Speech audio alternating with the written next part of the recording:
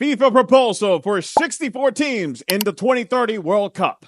In recent days, there was meetings, and in said meetings, there would have been a proposal that actually jumps to 64, the teams that would participate in the 2030 World Cup, which is the 100th anniversary for the event. So apropos of it, let's do it big as it gets, right? 64 teams. Wow, that's a lot.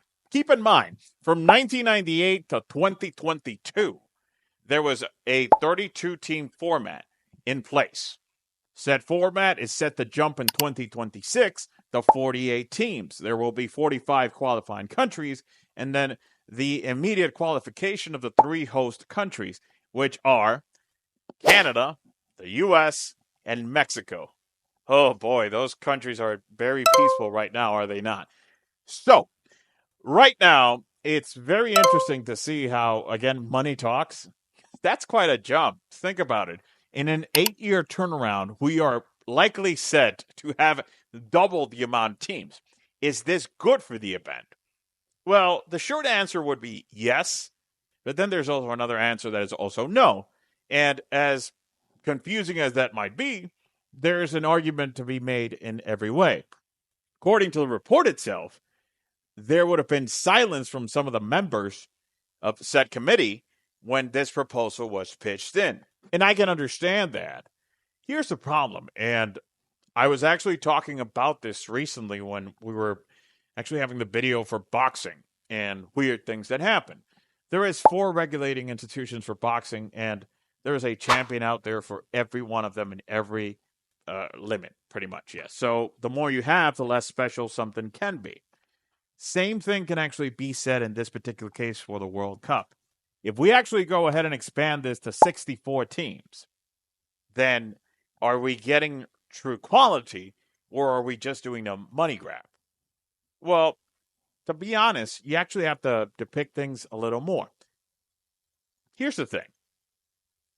It's beautiful because it actually allows countries to have much more of an opportunity to participate in the world's biggest event.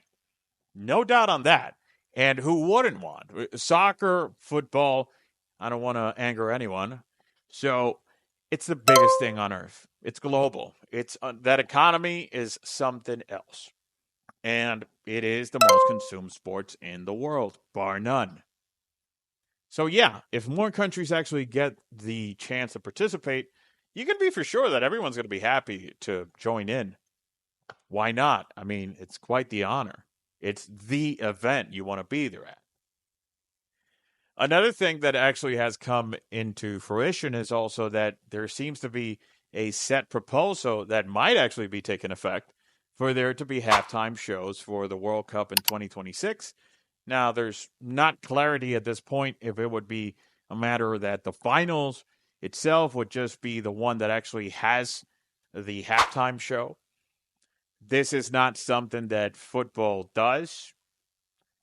However, if it's being played in U.S. soil and you actually want to do, get familiar with what is the culture on this side, halftime show for an event that obviously the closest thing on this side of sports would be the Super Bowl, then yeah, placing a halftime show could be something that does fly.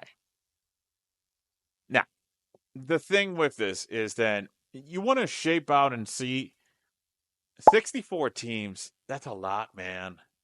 I think that quality can actually get drained out because then you're permitting that the event actually loses the gravitas of actually making a World Cup versus having an easier path to it.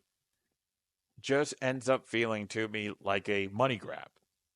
Because obviously, the more countries you have, the much more money is going to be flowing. There's pros and cons to both. The question is, which is more pros, which is more cons?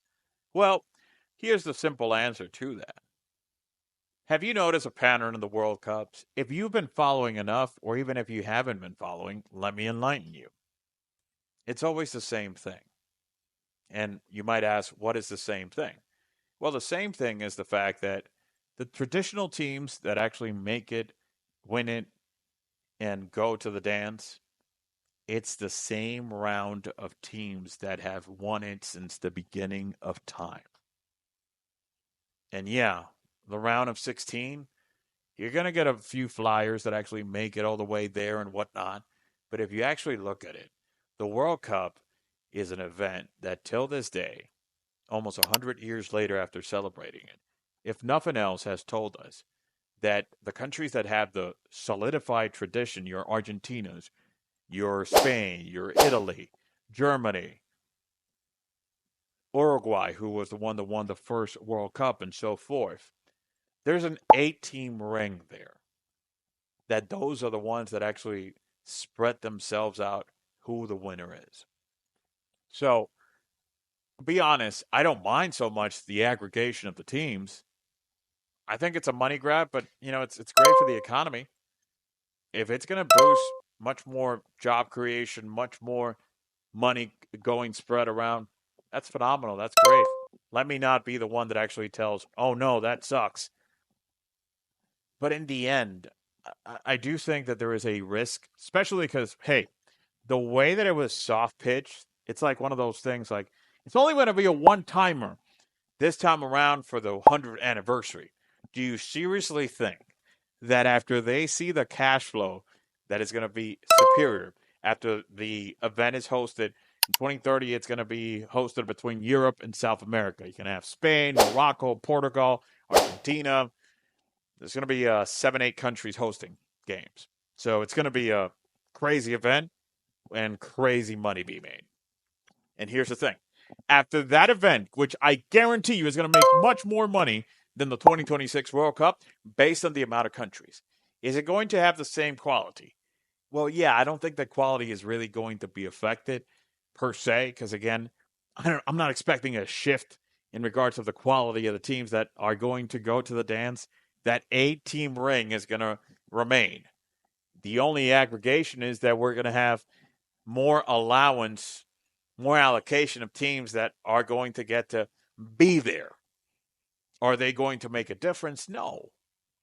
Are we going to have an outlier surprise? No. If anything, I always say check history. History doesn't lie. And history tells us that in the end, all other countries in the world were far behind from catching up on these guys. That's why they are the ones that go to the dance. So it's going to be another combination where you're going to get your France, your Europe, your Italy, your Spain, Argentina, Uruguay, Brazil, and so forth. Again, it's going to be the same circle. So, yeah, great. More teams, more countries actually get the chance to participate. Phenomenal. Awesome. Is that going to change the final outcome? No. Now, where I, as the organizing institution, would actually take a look is in how the perception of fans is affected on this, which again, that is also something you could actually do an outlier with enough time of filtering that information to see how the reception is globally, how people react to the 64 teams. Again, information only filters out when there's an interest for it to be filtered out by one of the parts. So that could also be, let's test the waters. In any way, I think it's a plus. I support it. There's going to be more money made for everyone involved. I don't think it's going to alter the result in the end because, again, history tells us that tradition is the name of the game with FIFA, and the 8-team ring stays and probably will stay for a long time until we are able to catch up. I'm interested to reading your comments. Leave them there, and remember, be happy.